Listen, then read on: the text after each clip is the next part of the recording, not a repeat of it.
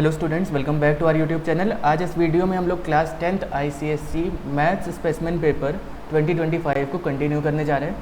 तो यहाँ पे क्वेश्चन नंबर 2 का फर्स्ट पार्ट है, ये सेक्शन ए का ही है। Question number 2 first part, while factorising a given polynomial using remainder and factor theorem a student finds that 2x + 1 is a factor of this expression.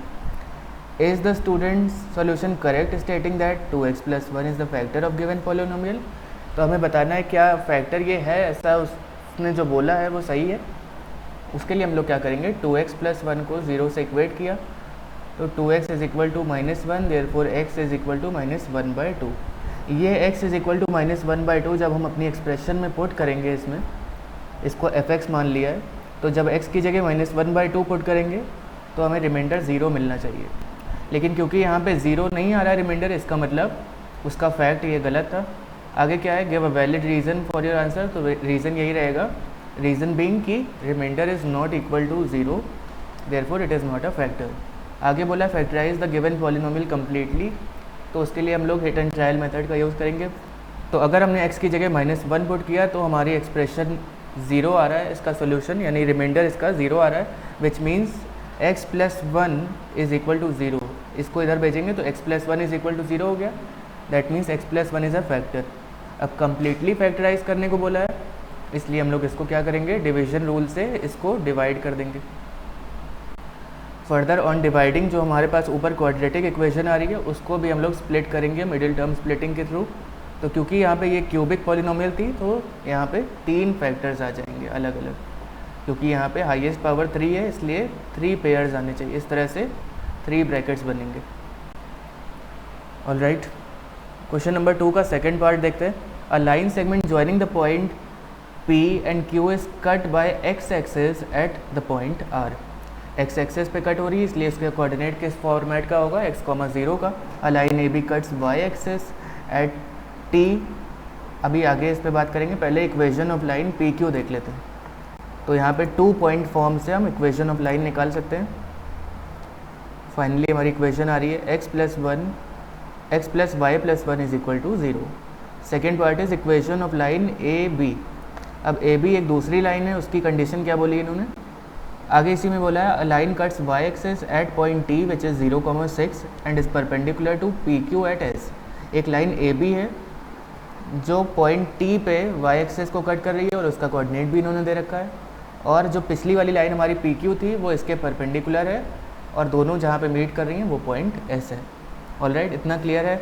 अब आगे बढ़ते हैं। इन्होंने क्या पूछा है, equation of line AB। Line की इक्वेशन पता होने के लिए हमारे पास क्या रूल है, यहाँ पे एक पॉइंट हमें पता है 0,6 जो कि लाइन पे लाई कर रहा है। ऑल्सो हम अगर स्लोप निकाल लें, स्लोप ऑफ AB, तो हमें आसानी से इक्वेशन ऑफ लाइन AB मिल जाएगी। अब क्योंकि ये PQ की परपेंडिकुलर है तो यहाँ पे m1 m2 = -1 वाला फॉर्मेट लगेगा, तो हम लोग स्लोप ऑफ AB निकाल लेंगे विच इज़ 1 ईयर। बाकी एक पॉइंट आपको पता है 0,6, वो पुट करने पे ये आ गई आपकी desired equation of line AB। Third part है coordinate of point S and R। सबसे पहले R की बात कर लेंगे जो कि PQ पे लाई कर रहा है, इसका कोऑर्डिनेट बताना है। क्योंकि इक्वेशन ऑफ लाइन ऑलरेडी हमने निकाल ली है, तो y = 0 पुट करेंगे तो हमें x मिल जाएगा, क्योंकि ये पॉइंट सेटिस्फाई कर रहा है ना, लाइन पे लाई कर रहा है, विच मीन्स अगर हम y 0 पुट करेंगे तो x की जो वैल्यू आएगी वो आ गया यहाँ पे आपका पूरा r का कोऑर्डिनेट -1,0। सेकेंडली इन्होंने पूछा था s का कोऑर्डिनेट, तो यहाँ पे तो साइमल्टेनियसली सॉल्व कर लीजिए AB और PQ की इक्वेशन ऑफ लाइन को, तो आपको s का कोऑर्डिनेट मिल जाएगा। क्वेश्चन 2 थर्ड पार्ट देखते हैं। The given figure AC is a diameter of circle with centre O and CD is parallel to BE। CD is parallel to BE। यहाँ पे देखिए लाइंस पैरेलल हैं तो अल्टरनेट एंगल बनेगा, ये भी 20 हो जाएगा। फिलहाल आगे देखते हैं इसमें क्या पूछा है। AOB और ACE गिवन है, हमें BEC बताना है, तो BEC पे थोड़ा डिस्कशन कर लेते हैं।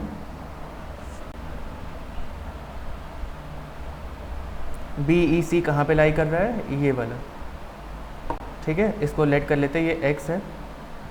अब ये यहाँ पे देखिए, ये एक यहाँ पे कॉर्ड है BC, तो यहाँ पे क्या वाली प्रॉपर्टी लगेगी, angle at the centre is twice the angle at the remaining circumference. तो बी सी कॉर्ड से सेंटर पे एंगल बन रहा है बी ओ सी, ऑलराइट।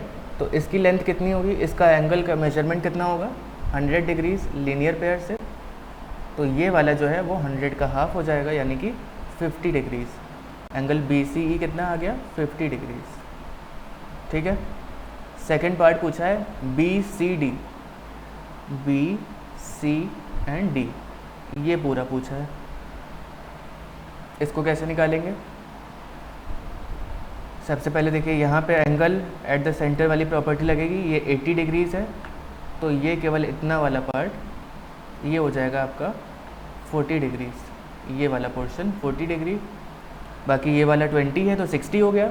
अब बचा ये वाला part angle E C D, ये वाला एंगल हो जाएगा 50 डिग्रीज़ के बराबर ऑल्टरनेट एंगल से, क्योंकि ये अभी हम लोग ने निकाला है 50 डिग्रीज़, तो वो भी 50 हो गया। अब all over B C D कितना हो जाएगा 50 + 20 + 40 डिग्रीज़, तो फाइनली ये हो जाएगा 110 डिग्रीज़।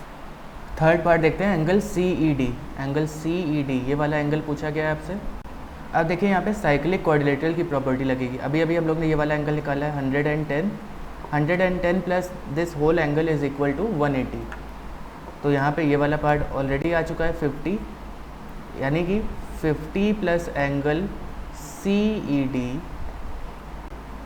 प्लस 110, इन दोनों का सम कितना होगा, इन दोनों एंगल्स का सम 180 होना चाहिए by property of cyclic quadrilateral.